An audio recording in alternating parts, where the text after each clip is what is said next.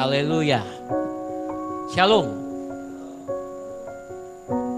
Saudara dipuaskan dengan memuji menyembah Tuhan. Amin. Di dalam hadirat Tuhan ada sukacita, ada damai, ada kepuasan. Apapun yang kau butuhkan, kau bisa dapat di dalam hadirat Tuhan. Dia sumber segala yang kita butuhkan dalam hidup ini. Amin. Haleluya. Puji Tuhan. Selama 2 minggu terakhir ini kita berbicara tentang kekayaan-kekayaan yang harus kita miliki dalam kehidupan kita. Jadi yang pertama adalah kaya akan Tuhan. Amin. Kita perlu menjadi orang yang kaya akan Tuhan.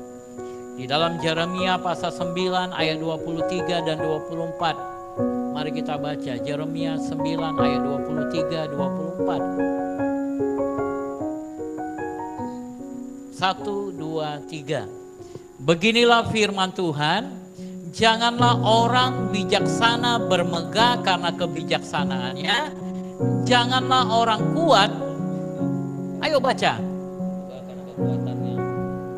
janganlah orang kaya bermegah karena kekayaannya, tetapi siapa yang mau bermegah, baiklah bermegah karena yang berikut, bahwa ia memahami dan mengenal aku, bahwa akulah Tuhan yang menunjukkan kasih setia, keadilan dan kebenaran di bumi. Sungguh semuanya itu kusukai, demikianlah firman Tuhan. Janganlah engkau bangga dengan segala kebijaksanaanmu, kekuatanmu. Tapi kalau engkau mau bermegah, biarlah engkau bermegah karena engkau mengenal aku, kata Tuhan. Haleluya. Engkau mengenal Tuhan dengan benar. Engkau memahami Tuhan dengan benar.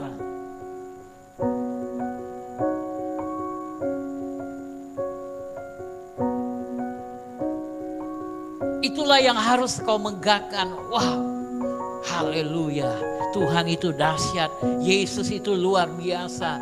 Aku bersyukur, aku mengenal Dia, aku memahami Dia. Sehingga hari-harimu akan menjadi hari-hari yang penuh dengan kebahagiaan. Seperti lagu yang saya suka, Happy Day, saudara. Hari-harimu akan menjadi hari yang berbahagia. Ketika engkau melihat ada tantangan, ketika engkau melihat ada masalah, maka engkau tidak akan menangis dan berkata, aduh Tuhan, masalah. Tetapi ketika engkau berhadapan dengan tantangan masalah itu, engkau akan berkata, haleluya. Ada kesempatan bagiku untuk memuji dan memuliakan Tuhan. Amin. Ada kesempatan, haleluya. Engkau akan berkata, terima kasih Tuhan. Engkau sedang melatih tangan-tanganku untuk berperang. Terpujilah Tuhan yang melatih tanganku untuk berperang. Kenapa saudara? Karena engkau memahami dan mengenal Tuhan. Bahwa setiap masalah pergumulan yang terjadi dalam kehidupanmu adalah kesempatan untuk berlatih, kesempatan untuk lebih baik lagi, kesempatan untuk mengenal dan mengandalkan Tuhan. Haleluya. Itu hanya bisa terjadi kalau engkau mengenal dan memahami Tuhan. Itu sebabnya engkau harus punya kerinduan untuk mengenal dan memahami Tuhan lebih lagi. Dan kita bersyukur Dia berikan kepada kita surat cintanya. Sehingga kalau engkau mau mengenal hatinya, engkau tinggal buka surat cintanya. Engkau akan tahu seperti apa Tuhanmu. Kau akan mengenal Dia. Tak kenal maka tak sayang, katanya. Ketika engkau mengenal dan memahami Dia, engkau akan semakin cinta kepada Dia. Seperti lagu tadi, pujian tadi kita katakan, kita gak akan jauh lagi daripadanya. Amin. Aku akan melakukan firman-Nya, aku akan hidup dalam firman-Nya. Aku tidak akan hidup seperti dulu lagi. Haleluya. Itu yang akan terjadi ketika engkau mengenal Tuhan. Dan kekayaan yang kedua adalah kaya akan jiwa yang sehat. 3 Yohanes 1 ayat yang kedua, aku berdoa saudara-saudara, agar kamu memiliki jiwa yang sehat. Ada apa di dalam jiwa? Pikiran, perasaan, dan kehendak. Pikiran, perasaan, dan kehendak. Amin.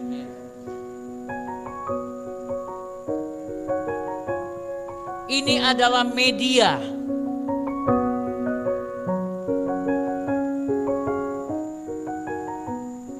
yang menyatukan antara tubuh dan roh.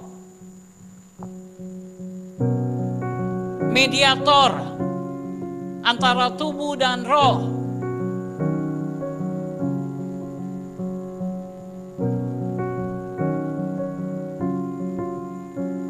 Dan ini diincar oleh iblis. Dan ini juga diinginkan oleh Tuhan. Pikiran, perasaan, dan kehendak kita. Tuhan sangat menginginkannya.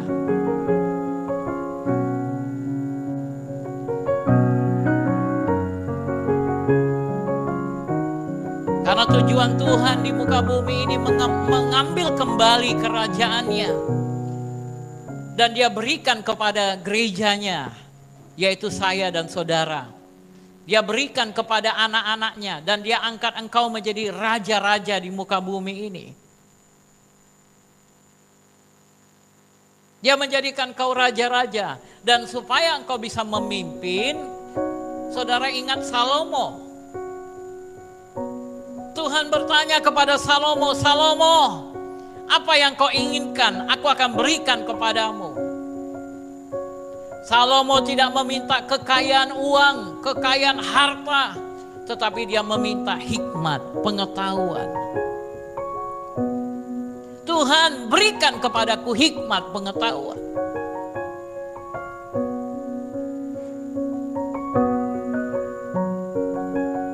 Karena Tuhan mau bumi ini menjadi lebih baik. Bumi ini menjadi baik, saudara. Kenapa, saudara? Karena kita melihat bahwa iblis menghancurkan bumi ini.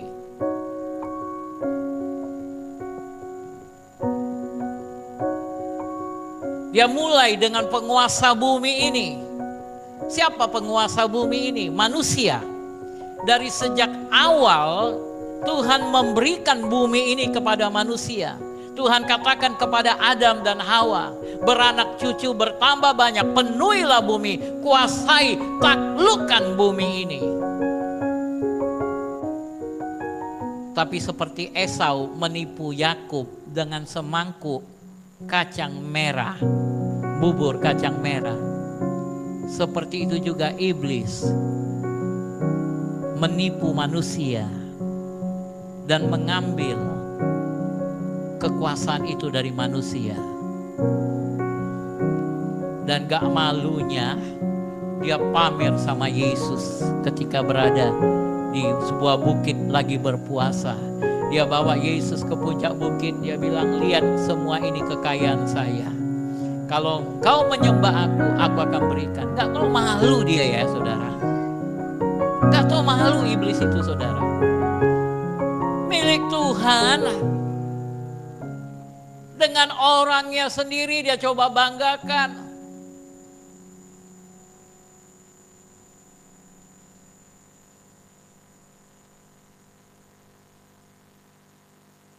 Dan untuk itulah Yesus harus datang ke dalam dunia dengan mati di atas kayu salib.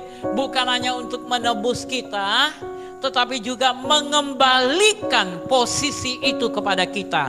Mengembalikan hak kepemilikan kepada kita. Otoritas itu kepada kita. Di dalam Yohanes pasal yang ke-17, ini merupakan doa Yesus. Dia katakan di ayat 15 sampai ayat yang ke-18. Aku tidak meminta, mari baca 1, 2, 3. Aku tidak meminta supaya engkau mengambil mereka dari dunia, tetapi supaya engkau melindungi mereka daripada yang jahat.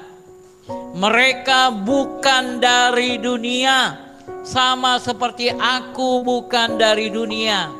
Kuduskanlah mereka dalam kebenaran, firman-Mu adalah kebenaran. Sama seperti engkau telah mengutus aku ke dalam dunia, demikian pula aku telah mengutus mereka ke dalam dunia.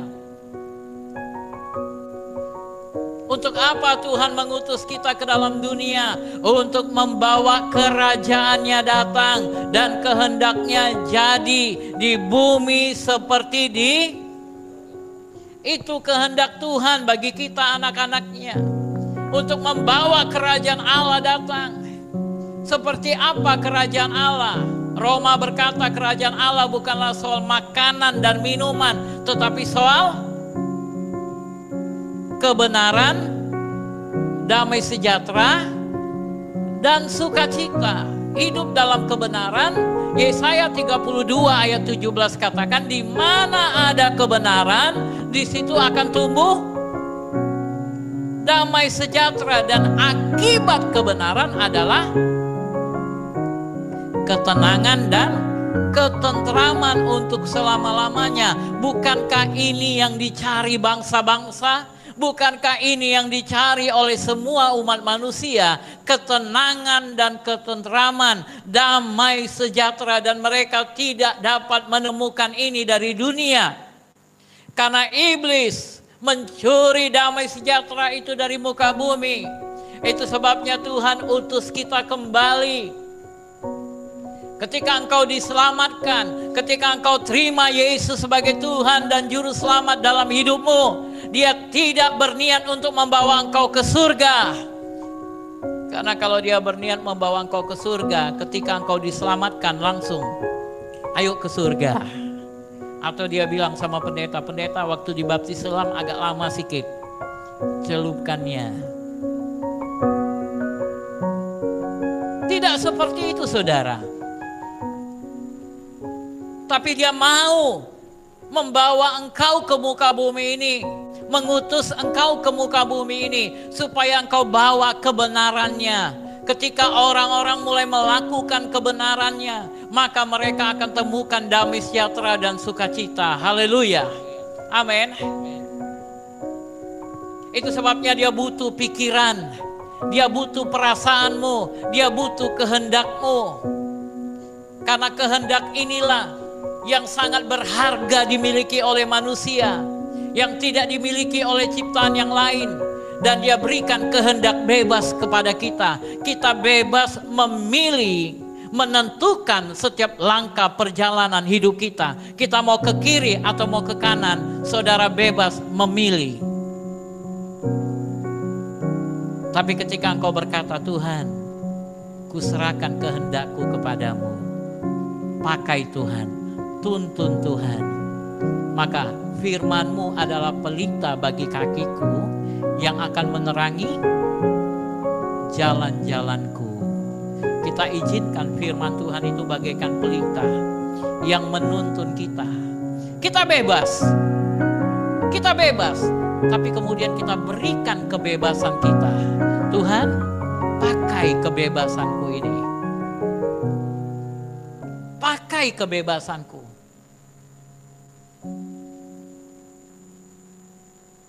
Itu sebabnya di dalam Roma pasal 12 ayat yang kedua Tuhan bilang apa? Berubahlah oleh pembaruan budimu.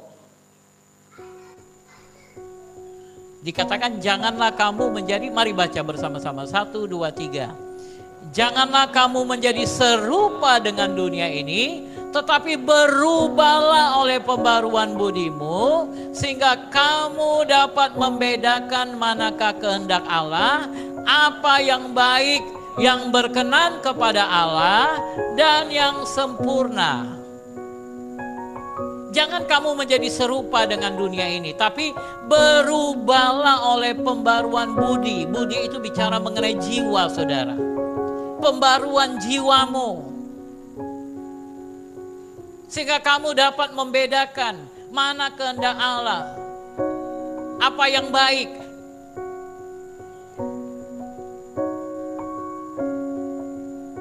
Haleluya. Bang Donald maju ke depan.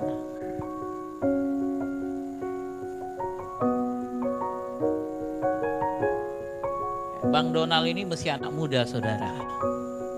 Masih ladang, belum menikah. Dia bebas memilih siapa yang mau menjadi pendamping hidupnya. Siapa yang mau dia nikahi.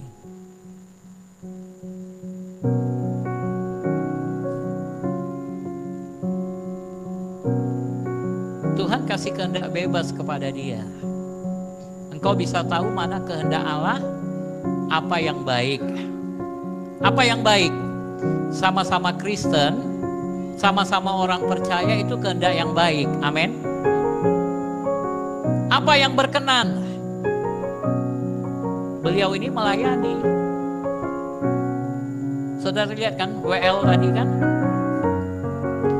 Tapi jadi kalau dia cari orang percaya, orang Kristen tapi yang masih hidup dalam duniawi, yang hari Minggu ogah-ogah ke gereja, antara mau datang nggak datang, suatu hari Minggu tiba-tiba bilang, aduh malas sekali aku bangun, hari ini abang aja lah ke gereja, atau hari ini bang, hari ini kita libur aja lah dulu bang.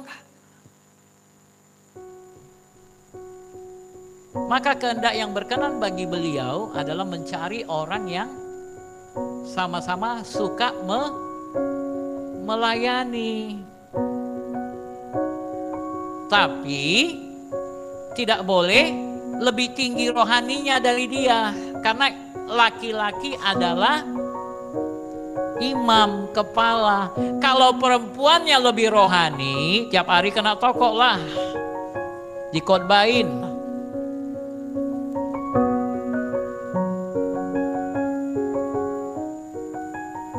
Tiap hari disuruh puasa. Puasa bang.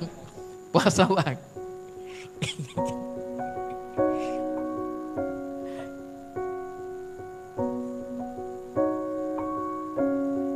Abang kepingin berhubungan intim suami istri. Istri bilang apa? Karena lebih rohani. Abang harus bisa menguasai diri.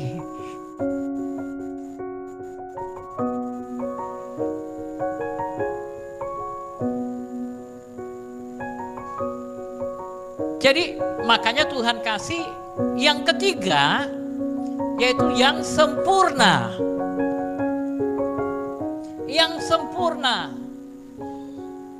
Sempurna itu datangnya dari, karena hanya dialah yang sempurna. Jadi kehendak yang sempurna bagi hidup beliau ini adalah berasal dari Tuhan. Tuhan tahu mana yang sempurna bagi hidupnya. Amin. Silakan duduk.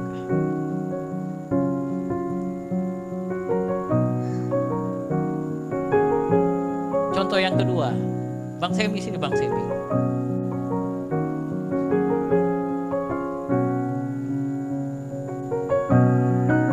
Karena udah ganteng dia pakai jas juga saudara.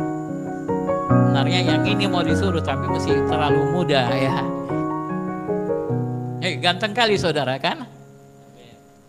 Keren kan? Keren. Tapi pendek.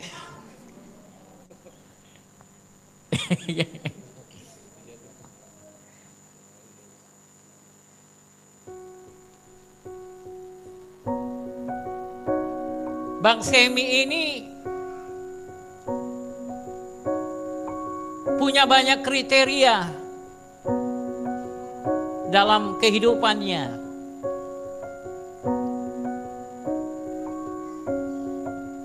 Apa yang baik, apa yang berkenan.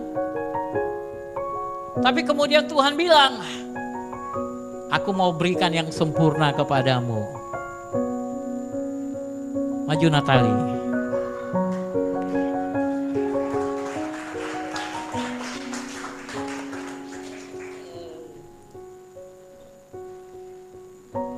Menurut saudara ini sempurna? Enggak kan? Wah dia lebih tinggi ceweknya, Iya kan? Menurut pikiran manusia ini sempurna enggak? Enggak, saudara. Tapi menurut pikiran Tuhan ini sempurna. Sehingga minggu lalu masuk pendaftaran pernikahan di gereja Elim, saudara.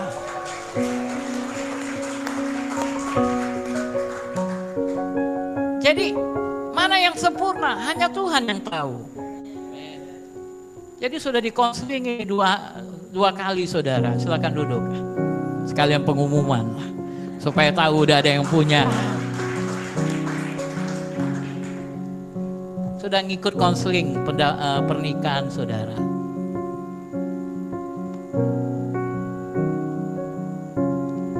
Jadi kadang-kadang kita bingung pikiran Tuhan dengan pikiran kita gak sama.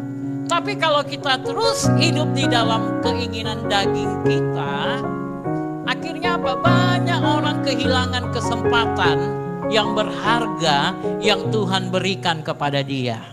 Kenapa? Karena dia belum menjadi satu dengan pikiran Tuhan. Dia punya kriteria ini A, B, C, D, E, F, G, H, I, J, K, L, M, N.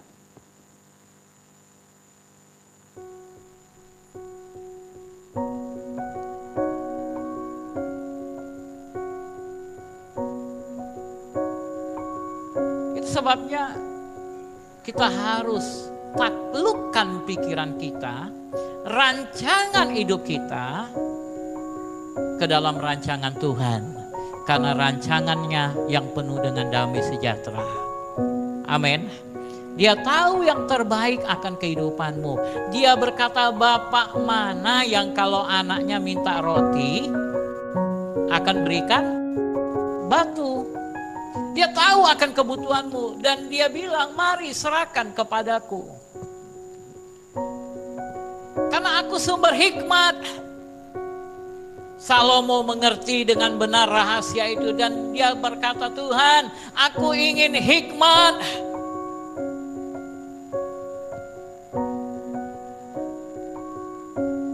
Dan itulah kehendak Tuhan agar engkau kaya akan jiwamu. Pikiran, perasaan, apa itu perasaan? Pikiran di bawah alam sadar. Dan ini semua berasal dari pikiran atas. Semua yang kau lihat, kau download dalam dirimu. Dan inilah yang akan menentukan bagaimana perasaanmu yang akan kau ungkapkan. Itu sebabnya sangat penting engkau berikan matamu, telingamu mendengarkan hal-hal yang kudus, yang berkenan di hadapan Tuhan. Amin.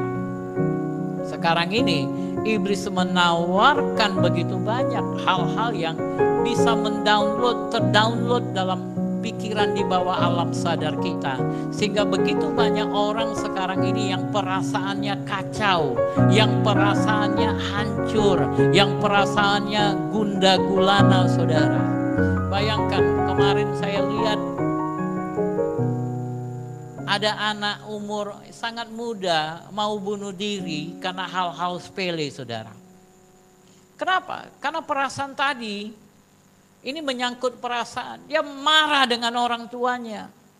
Karena dia merasa orang tuanya tidak memberikan apa yang dia minta.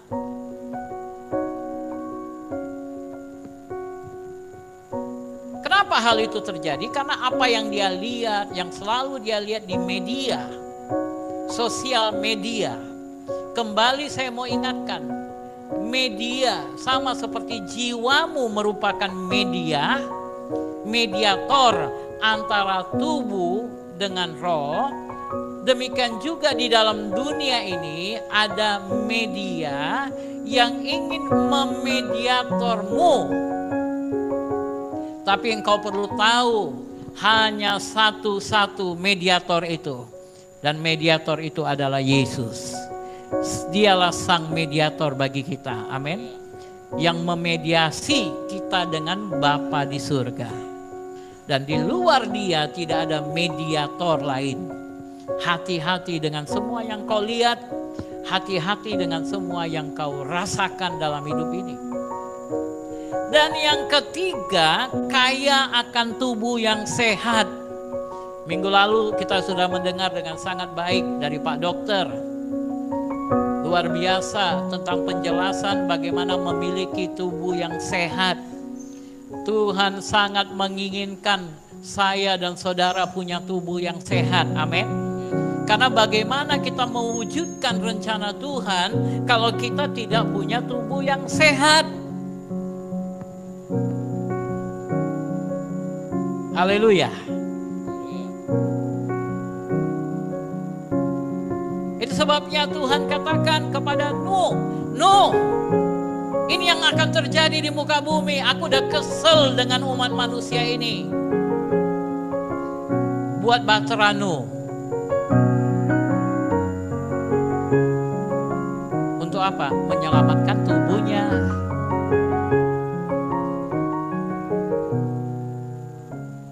Karena kalau enggak, tiba-tiba datang air bah, enggak ada bahtera, ngapung-ngapung lah saudara. Oh mungkin awalnya jago berenang lah di air bah itu. Tapi mau berapa lama kau tahan di air bah itu dengan gelombang yang begitu luar biasa. Hebat-hebatnya orang pun di Danau Toba berenang akhirnya kena ombak yang terus menghantam kepalanya, puyeng saudara, tenggelam. Apalagi kena 40 hari 40 malam air bah yang luar biasa.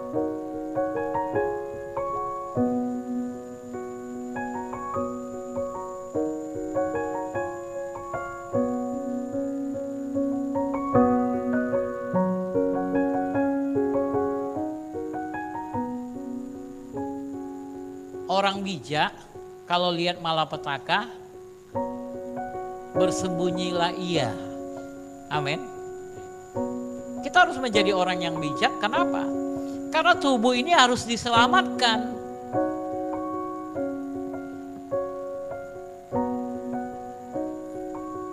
Kalau saudara berkata, oh Tuhan adalah Tuhan yang membuat mujizat luar biasa, dan kau tahu engkau sakit gula,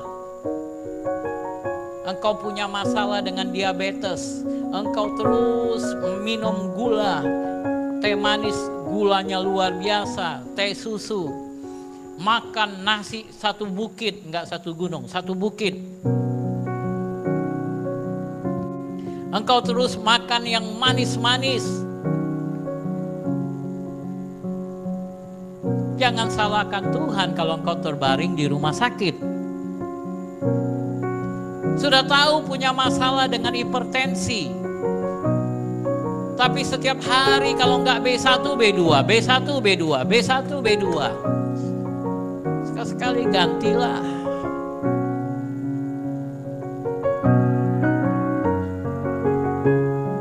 B3 bayam. Ya kan ini B1, B2. Kalau enggak daging babi, daging anjing. Pecah pembuluh darah. Di rumah sakit marah-marah lagi sama Tuhan. Tuhan, kau gak sayang aku, kenapa kau izinkan ini terjadi? Karena kita tidak menjaga tubuh kita. Kita tidak berolahraga, kita tidak menjaga makanan kita, kita tidak menjalani pola hidup yang sehat. Kegiatan kita capek di sepeda motor, kita capek di kendaraan kita, tetapi kita makan, kita merasa kita udah olahraga, oh saya capek. Beda saudara. Ketika engkau berolahraga, kalori yang kau keluarkan itu berbeda. Sehingga ketika engkau makan, jumlah kalori yang masuk ke dalam tubuhmu dan jumlah kalori yang keluar dari tubuhmu tidak seimbang. Dan itu yang menimbulkan penyakit demi penyakit dalam kehidupan manusia. Apa yang kau tabur akan kau tuai. Ada teman saya sudah almarhum, setiap hari makannya Indomie. Dari masa lajang, mahasiswa, anak kos, ya makanan anak kos, saudara ya. Indomie. Ya, kalau pas lagi nggak ada uang, Super Mie. Lebih lagi nggak ada uang lagi, Alhami.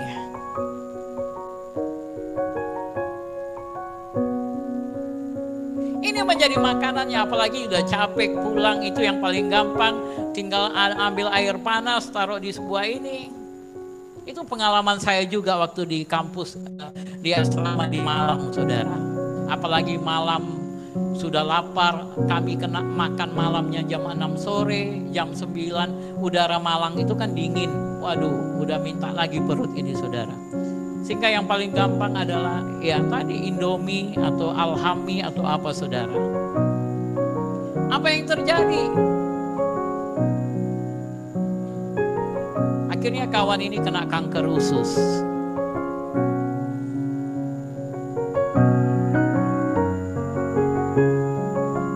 Dan apa boleh buat? Awalnya sudah didoakan mujizat terjadi. Dia boleh lagi melanjutkan kegiatan, tapi kemudian mendengar nasihat dari kiri dan kanan, obat-obat tradisional, pergi kusuk sana, pergi kusuk sini, saudara. Akhirnya pecah usus di dalam itu, saudara.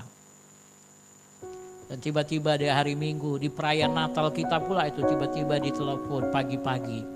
Anaknya telepon, Bapak sudah tidak ada. Menyedihkan. Kenapa? Tidak menjaga tubuhnya dengan baik. Tidak menjaga tubuhnya dengan baik. Engkau perlu menjaga tubuhmu dengan baik. Saya punya masalah diabetes dan saya sudah 20 tahun menderita diabetes ini karena ini warisan, saudara ya. Punya pabrik gula. Jadi makanya saudara lihat gigi saya semua pada hilang, goyang. Tapi saya bersyukur aja dengan masih banyak yang baik. Tapi hari ini saya mulai mengganti pola hidup saya. Hampir setiap hari saya hanya makan 2 kali.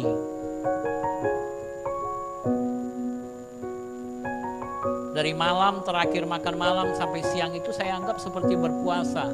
Tidak keluar kemana-mana, apalagi tidak antar anak sekolah. Saya akan pakai waktu untuk belajar firman, berdoa, bersekutu dengan Tuhan. Kasih makan hewan-hewan, piaraan. Ya, menikmati berkat Tuhan, saudara. Baru setelah siang setengah hari, baru kemudian saya makan. Itu pun saya sudah tidak makan nasi seperti zaman dulu, saudara. Wah, sampai bertambah-tambah. Apalagi kalau kari kambing, babi kecap, sesuatu yang saya suka, wah bisa sampai 4 kali, 5 kali nambah. Kadang-kadang tengah malam juga makan lagi. Ya wajar jadi sakit. Tapi polanya akhirnya diganti dengan pola yang baik. Akhirnya punya tubuh yang baik. Sehingga setiap kali saya pergi cek 118. Untuk orang yang penderita 118 itu angka haleluya, saudara. Orang biasa 200-an, haleluya juga. Saya pernah 500 gak rasa apa-apa, saudara.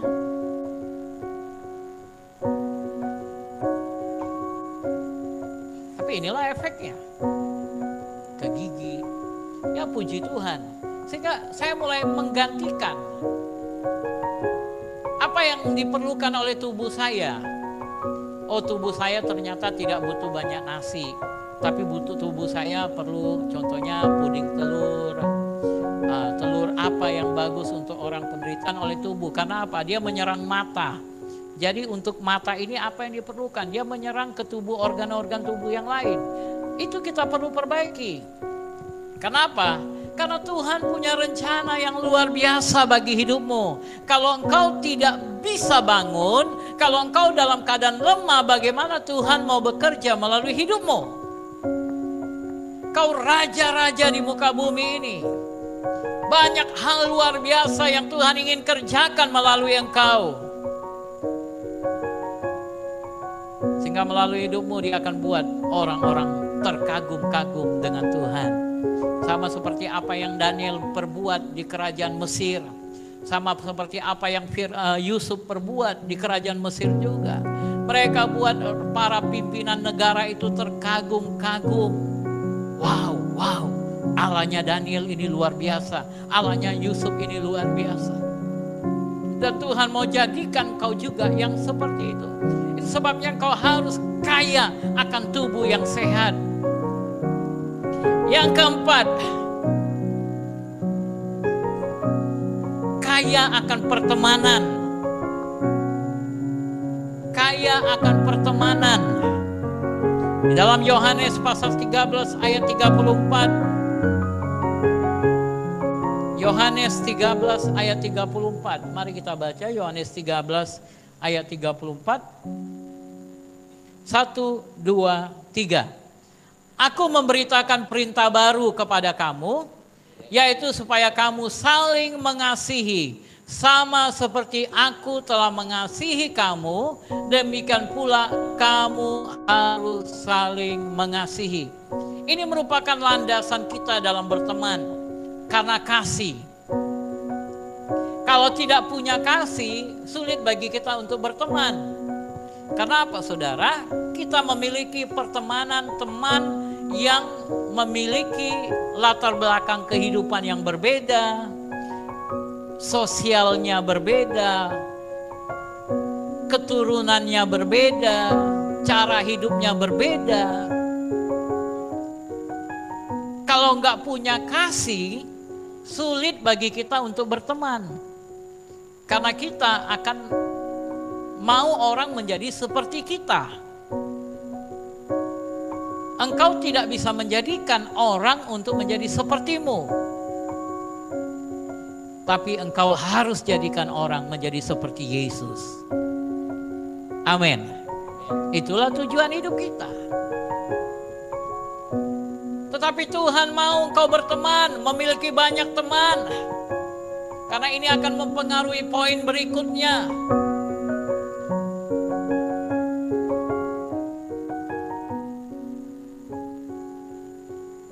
Kita lihat bagaimana Yesus ketika berada di muka bumi ini. Dia punya teman. Dia berteman dengan siapa saja. Dia berteman dengan orang-orang Farisi. Dia berteman dengan pemungut cukai yang bernama Zakheus. Dia duduk makan di rumah Zakheus.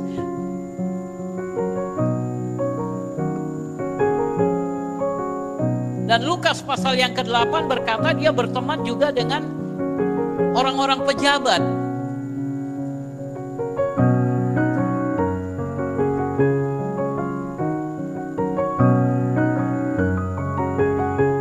Ayat 1-3. Tidak lama sesudah itu Yesus berjalan berkeliling dari kota ke kota, dari desa ke desa, memberitakan Injil Kerajaan Allah. Ke-12 muridnya bersama-sama dengan dia. Dan juga beberapa orang perempuan yang telah disembuhkan dari roh-roh jahat atau berbagai penyakit, yaitu Maria yang disebut Magdalena yang telah dibebaskan dari 7 roh jahat. Ayat 3, Yohana istri Kuza bendahara Herodes, Susana dan banyak perempuan lain. Perempuan-perempuan ini melayani rombongan itu dengan kekayaan mereka. Yesus berteman banyak dengan orang-orang pejabat.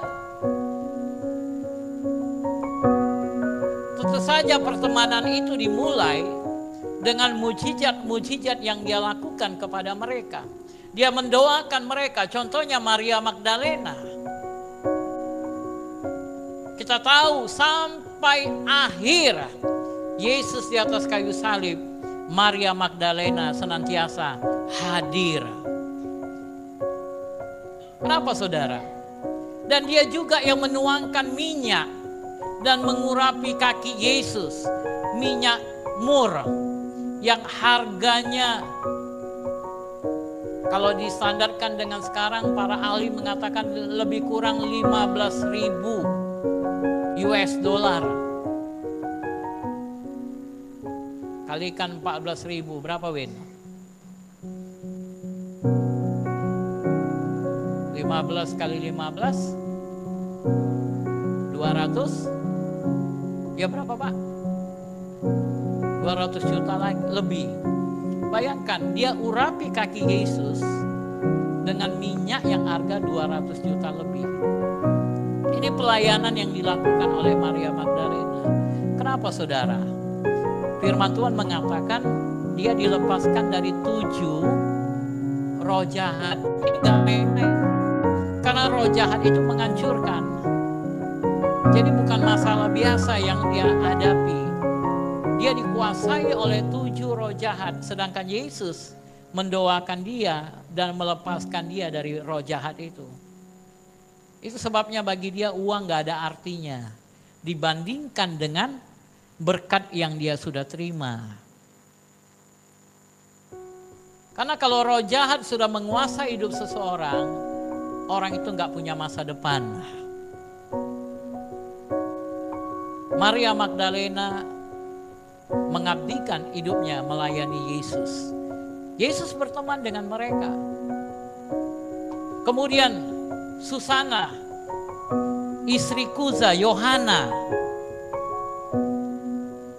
Yesus berteman dengan mereka.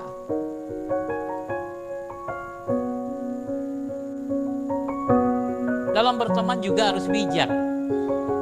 Haleluya. Kalau aku miskin, aku berteman dengan orang miskin aja. Aku miskin, kau miskin.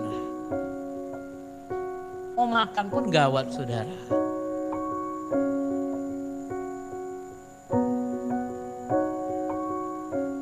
Halo. Banyak orang kadang-kadang pikirannya terlalu ini ya, wah seolah-olah untuk pelayanan itu uangnya dari surga turun. Uang itu dapat dari orang-orang yang diberkati, dilepaskan, disembuhkan. Dan orang-orang ini mendukung Yesus dalam pelayanannya karena mujizat-mujizat yang sudah dilakukan.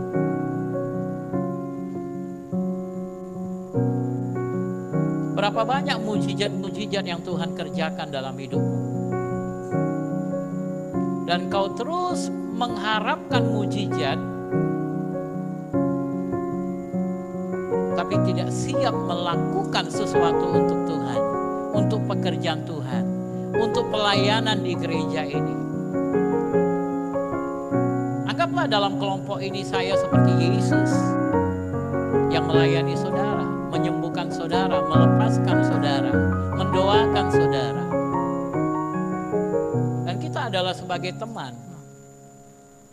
Wajar saudara mendukung pelayanan.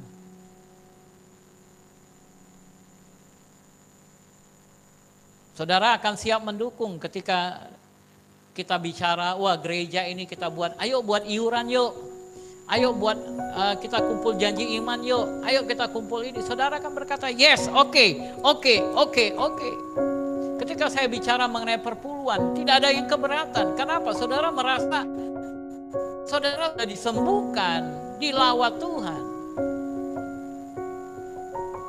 Dan engkau perlu membangun pertemanan. Amin.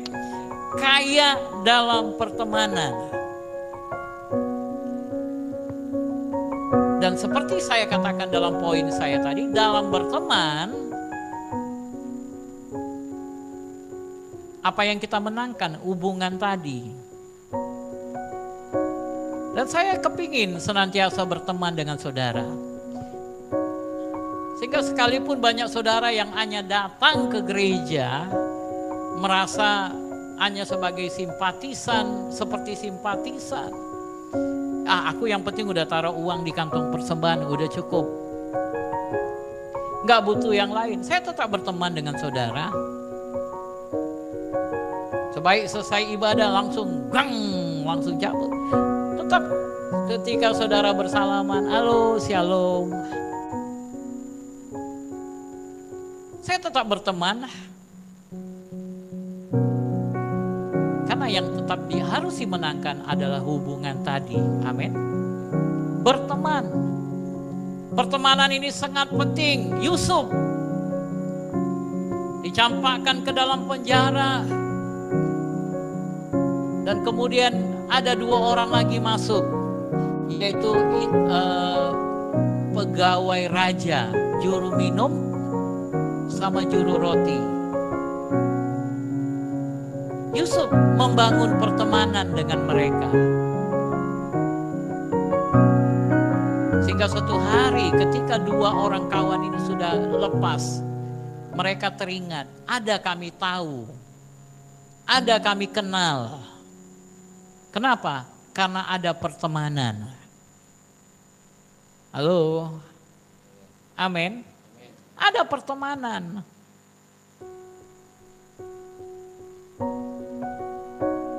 Kita akan tahu orang itu banyak bangun hubungan pertemanan khususnya waktu dia meninggal. Kalau waktu dia meninggal yang datang rame sekali, kita akan tahu, wah ini orang jago berteman. Orang ini banyak teman. Tapi kalau yang datang cuma sedikit, apalagi yang antar ke kuburan makin sedikit, kita tahu ini orang gak punya teman. Orang ini hidupnya hidup sendiri. Dari rumah kantor, dari kantor rumah. Hari Minggu ke gereja, gereja pun sebentar langsung terbang, pulang lagi ke rumah. Tidak ada hubungan pertemanan.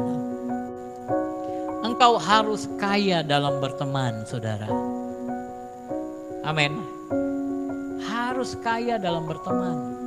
Dan dalam berteman kau tidak bisa mengharapkan orang menjadi seperti engkau. Tapi engkau buat dia menjadi seperti Yesus. Arahkan dia menjadi seperti Yesus. Dan itulah tugas saya untuk saudara. Berteman dengan saudara. Mengarahkan saudara untuk menjadi seperti Yesus. Membangun hubungan satu dengan yang lain. Membangun saudara hubungan dengan baik. Sama seperti saya menerima saudara apa adanya. Biarlah saudara juga di dalam gereja ini menerima satu dengan yang lain apa adanya. Punya kerinduan untuk membangun hubungan. Punya kerinduan untuk berteman. Karena gereja adalah sebuah keluarga. Jangan engkau jadi benalu di dalam gereja. Apa itu benalu? Tumbuhan yang numpang nempel di tanaman inangnya, tanaman induknya. Tapi dia tidak benar-benar menjadi bagian dari induknya itu. Itulah benalu. Jangan di dalam gereja ada benalu. Tapi biarlah setiap engkau adalah tumbuhan yang memang disatukan Tuhan. Ditempelkan Tuhan, engkau merekatkan dirimu untuk menyatu di dalam induk tubuh Kristus tersebut. Amin. Itulah pertemanan. Itulah yang harus kau lakukan. Mari kita baca Efesus pasal yang ke-5.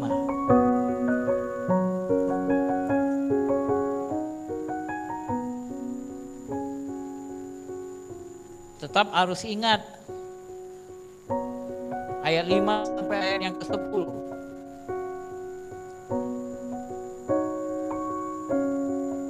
Satu, dua, tiga.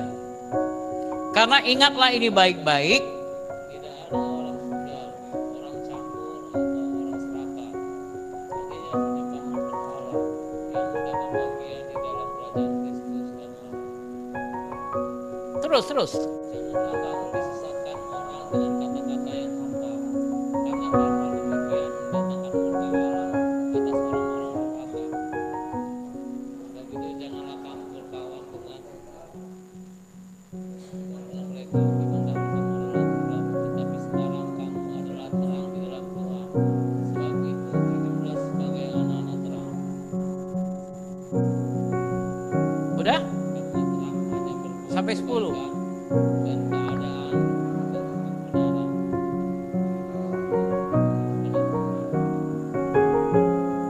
Iya. Tetapi di dalam berteman, firman Tuhan katakan pergaulan yang buruk bisa merusak kebiasaan-kebiasaan yang baik. Dengan siapa engkau bergaul, engkau perlu hati-hati. 1 Yohanes pasal yang kedua, 2 Yohanes 1 ayat 9 sampai ayat 10. Sampai 11. 2 Yohanes 1 ayat 9 sampai 11. 2 Yohanes 1 ayat 9 sampai 11. Gak ada sinyal ya. Kita baca yuk, buka Alkitabnya. 2 Yohanes 1 ayat 9, 10, 11. 1, 2, 3. Setiap orang yang tidak tinggal di dalam ajaran Kristus, tetapi yang melangkah keluar dari situ, tidak memiliki Allah. Barang siapa tinggal di dalam ajaran itu, ia memiliki bapa maupun anak. Ayat 10. Jikalau seorang datang kepadamu dan ia tidak membawa ajaran ini, janganlah kamu menerima dia di dalam rumahmu, dan janganlah memberi salam kepadanya. Sebab barang siapa memberi salam kepadanya, ia mendapat bagian dalam perbuatannya yang jahat. Di dalam berteman juga engkau harus hati-hati.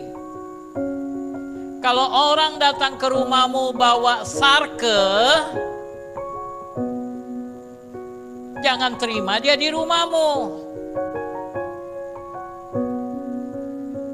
Kalau orang datang ke rumahmu bawa sabu-sabu, jangan terima dia di dalam rumahmu. Jangan kau sok suci dengan berkata, oh pendeta kan berteman, firman Tuhan kan katakan kita harus hidup mengasihi. Tetapi firman Tuhan juga mengajar kepada siapa engkau harus berteman. Kalau dia datang ke rumahmu, tapi kalau orang itu tidak tinggal di dalam ajaran Kristus, melangkah keluar dari ajaran itu.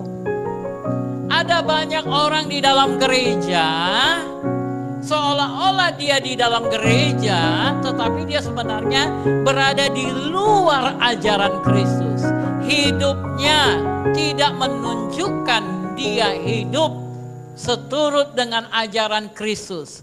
Tingkah lakunya, sehari-hari kegiatannya tidak hidup dalam ajaran Kristus. Firman Tuhan katakan, jangan terima dia di dalam rumahmu. Bahkan firman Tuhan katakan, jangan beri salam kepada dia. Karena kalau engkau beri salam, ayat 11 apa katanya? Apa bunyinya? Coba baca ayat 11.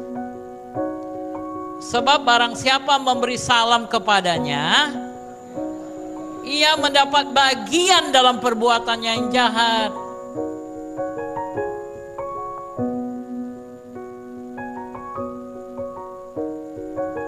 Ia mendapat bagian.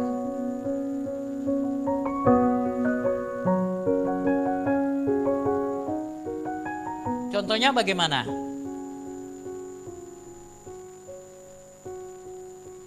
Pak Christian, coba maju Pak. Ini contohnya sini.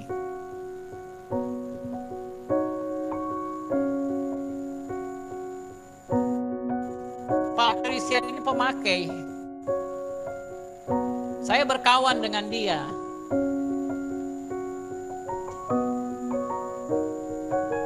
Ya karena dia pemakai, ya di salah satu kantongnya pasti ada yang dipakainya. Ada barangnya. Kemudian satu kali dia telepon, Pak David,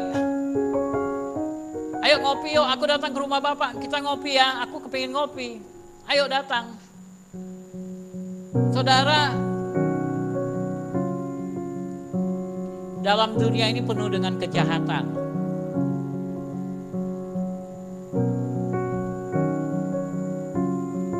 Apa yang terjadi? Orang yang jual sarke atau barang-barang ini kepada Pak Christian, dia juga yang akan menjadi kaki busuk, kibus. Ikuti kawan itu. Jadi tanpa disadar kadang-kadang kita lupa dia menjadi DPO. Dan polisi terus mengikuti karena polisi kepingin tangkap ikan besar. Dia nggak suka tangkap ikan teri, dia suka tangkap ikan besar. Kapan bisa dapat besar? Nggak semua ya. Marah pula polisi nanti. Tapi banyak. Sehingga ketika Pak Christian datang ke rumah saya, ada barang di rumahnya, kami lagi duduk ngopi.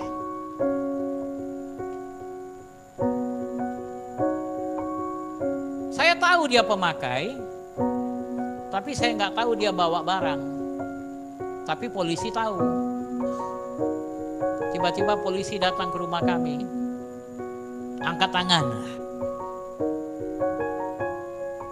Kira-kira yang diangkat beliau sendiri atau saya juga ikut?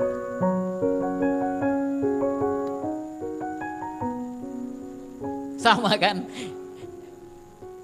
Bergandengan tangan dalam satu kasih. Ayo silakan duduk, Pak.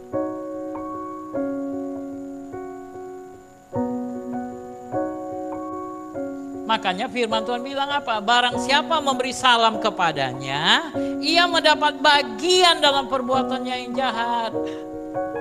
Dia dapat bagian. Makanya dengan siapa engkau berteman? Kalau temanmu itu pencuri dan dia suka simpan barang curiannya di rumahmu, hati-hati. Mungkin selama ini masih aman, belum waktunya saja.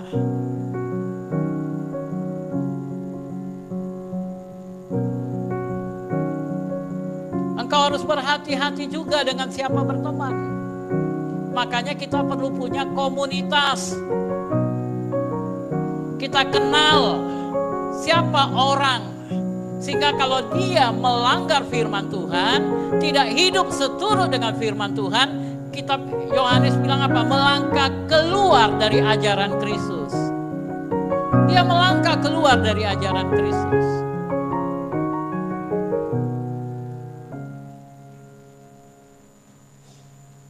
Satu-satunya firman Tuhan izinkan kita untuk berteman dengan orang di luar ajaran Kristus adalah untuk masuk kepada poin yang kelima ini, yaitu kaya akan pengaruh.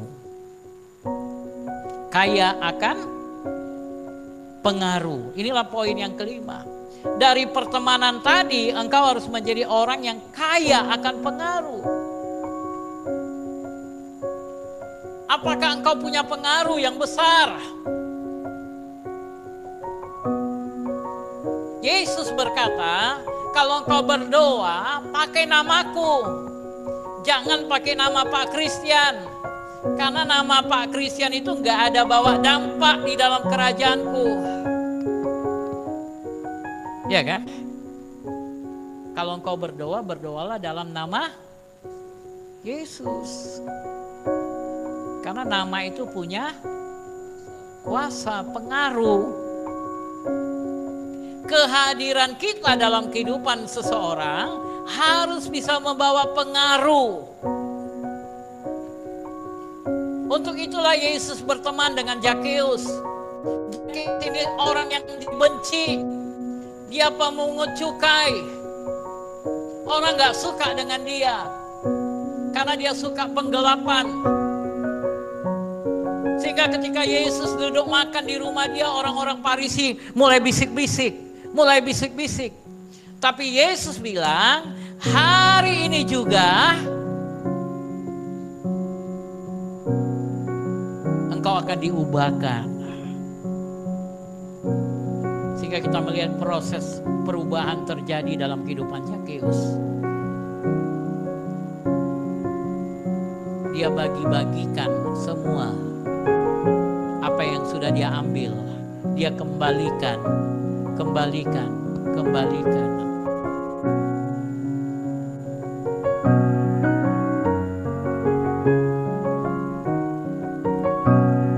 Ada perubahan. Kaya akan pengaruh. Demikian juga dengan perempuan-perempuan lain yang tadi contohnya Maria Magdalena, dengan Yohana, dengan Susana. Kenapa mereka istri-istri pejabat mau ikut Yesus, melayani Yesus? Karena Yesus memberikan dampak pengaruh dalam hidupnya.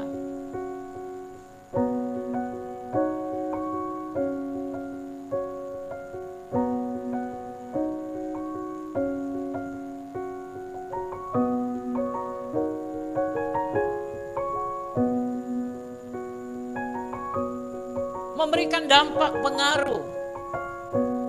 Dan Tuhan mengajarkan kita untuk menjadi orang yang kaya akan pengaruh, agar hidup kita membawa dampak. Ini yang terjadi kepada jemaat mula-mula di dalam Kisah Para Rasul pasal yang kedua ayat 47. Mari kita baca. Kisah Rasul pasal 2 ayat 47. 1, 2, 3. Sambil memuji Allah, dan mereka disukai semua orang, dan tiap-tiap hari Tuhan menambah jumlah mereka dengan orang yang diselamatkan. Mereka disukai semua orang, dan akhirnya pengaruhnya semakin banyak orang dibawa kepada Tuhan. Karena komunitas itu menjadi komunitas yang berpengaruh, membawa dampak. Amin. Gereja ini harus menjadi komunitas yang membawa dampak. Gereja ini harus menjadi komunitas yang berpengaruh. Sehingga melalui pelayanan gereja ini, melalui jiwa-jiwa jemaat gereja ini, semakin banyak orang dikenalkan kepada Yesus. Karena orang melihat hidup Selwyn berubah. Sehingga kawan-kawannya berkata, aku ingin masuk dalam komunitas kalian. Aku ingin datang ke gereja kalian. Karena mereka lihat hidup Selwyn yang diubahkan.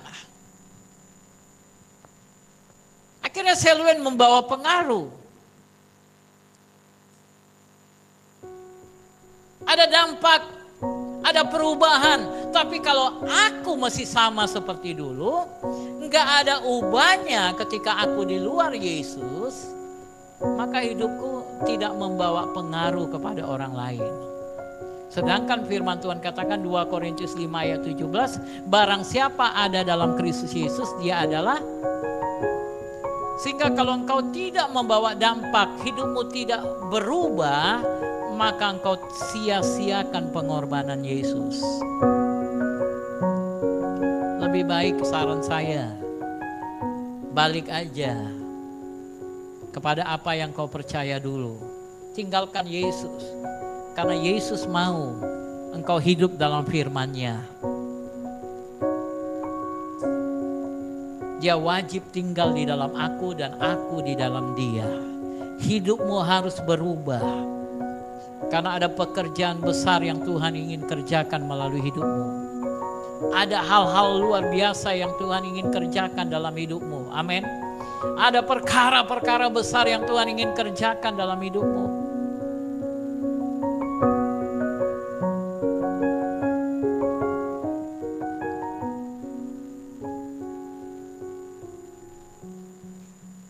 Dan sampailah engkau kepada poin yang keenam, yaitu kaya bukan hanya untuk hidupmu sendiri, tetapi kaya akan keturunan yang diberkati.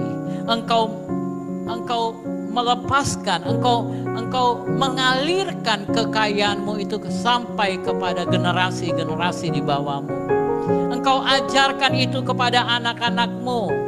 Pola hidup yang sehat, pola jiwa yang sehat untuk mengasihi Tuhan, untuk mencintai Tuhan. Engkau senantiasa akan duduk dengan anak-anakmu dan sampaikan firman kepada mereka.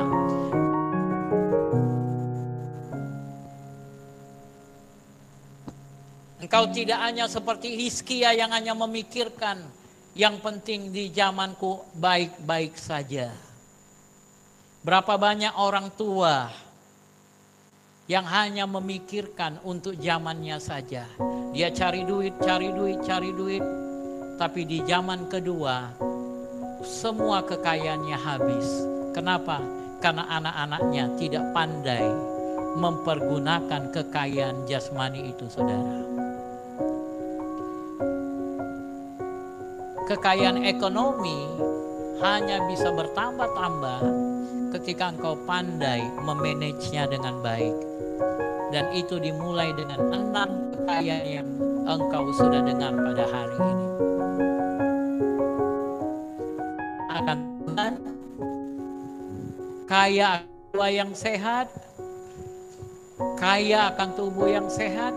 Untuk apa engkau punya harta banyak tapi engkau gak bisa makan, gak bisa menikmatinya, ya kan? Keempat, kaya akan teman. Kelima, kaya akan. Dan keenam, kaya akan keturunan yang diberkati. Satu ayat, Amsal 13 ayat 22. Amsal 13 ayat 22. Mari baca bersama-sama. 1, 2, 3. Orang baik meninggalkan warisan bagi anak cucunya, tetapi kekayaan orang berdosa disimpan bagi orang benar. Orang baik meninggalkan warisan bagi anak cucunya. Kakek-kakek, nenek-nenek, apakah sudah engkau siapkan warisan bagi anak cucumu? Atau engkau hanya berpikir sampai kepada dirimu saja? Berapa banyak orang tua yang gagal untuk mewariskan sesuatu yang baik kepada anak-anaknya. Belum sampai cucunya, hanya sampai ke anaknya aja dia nggak bisa. Biarlah dia cari, aku juga cari kok. Ngapain kau buat anak? Hidup aja sendiri sebatang kara. Ngapain kau menikah?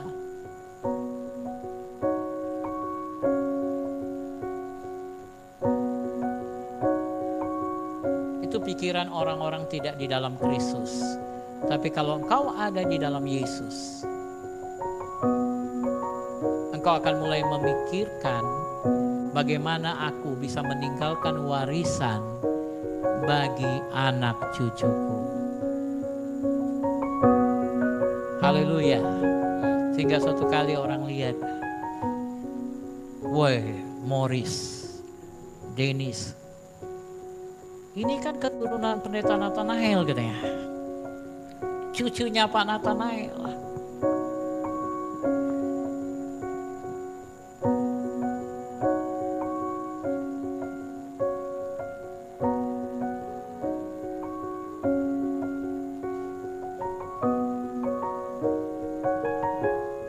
Sehingga walaupun orangnya sudah tidak ada, tapi warisannya tetap ada, saudara. Amin. Tetap ada. Milikilah keinginan ini dalam diri saudara. Milikilah keinginan ini. Jadi bukan hanya meninggalkan warisan uang, tapi yang pertama kau tinggalkan warisan takut akan Tuhan. Ajarkan mereka untuk memiliki jiwa yang sehat.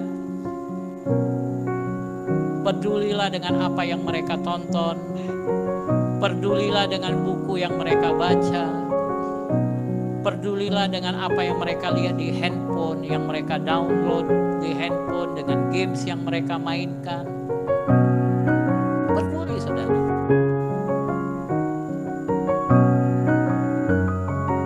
Dengan teman, dengan siapa mereka berteman?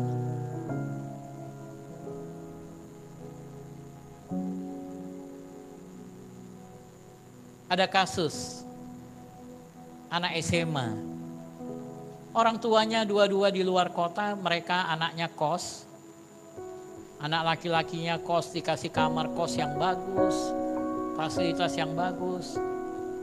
Tapi juga dia punya teman wanita yang sama-sama juga orang tuanya di luar kota, kos juga. Dan apa kerjaan mereka? Tiap hari mereka kumpul di tempat kos dan mereka menonton film porno.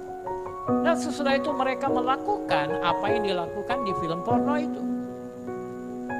Sehingga anak itu hamil. Dan ketika orang tuanya dipanggil, diminta pertanggungjawabannya, orang tua bilang, enggak, anakku baik kok. Karena dia nggak pernah lihat, nggak pernah cek. Datang tiba-tiba mungkin tengah malam lihat ke rumah kosnya ngapain. Siang mungkin datang mencek. Ini perlu sebagai orang tua, peduli. Karena selama mereka masih di bawah payungmu, tanggung jawabmu untuk peduli dengan mereka. Suruh mereka berolahraga. Setiap hari saya akan ribut dengan kedua anak saya, ketiga anak saya. Saya ketuk pintu kamar mereka walaupun sedang libur. Bangun, bangun, bangun. Handphonenya saya start. Udah cukup 3 hari, gak usah lihat handphone dulu.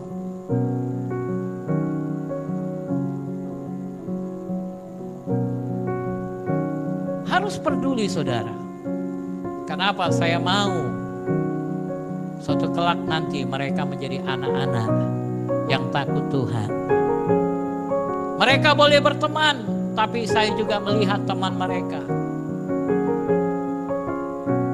Saya sengaja datangi sekolahnya biar tahu siapa teman mereka. Saya cari tahu siapa teman mereka. Karena banyak orang yang akhirnya hancur karena pergaulan. Pergaulan yang buruk merusak kebiasaan yang baik. Saya ingin meninggalkan sesuatu yang baik untuk anak-anak saya. Itu sebabnya setiap malam, apalagi khususnya hari Minggu, saya akan tanya mereka apa yang tadi dikhotbahkan. Mereka masing-masing harus menjelaskan apa yang tadi dikhotbahkan.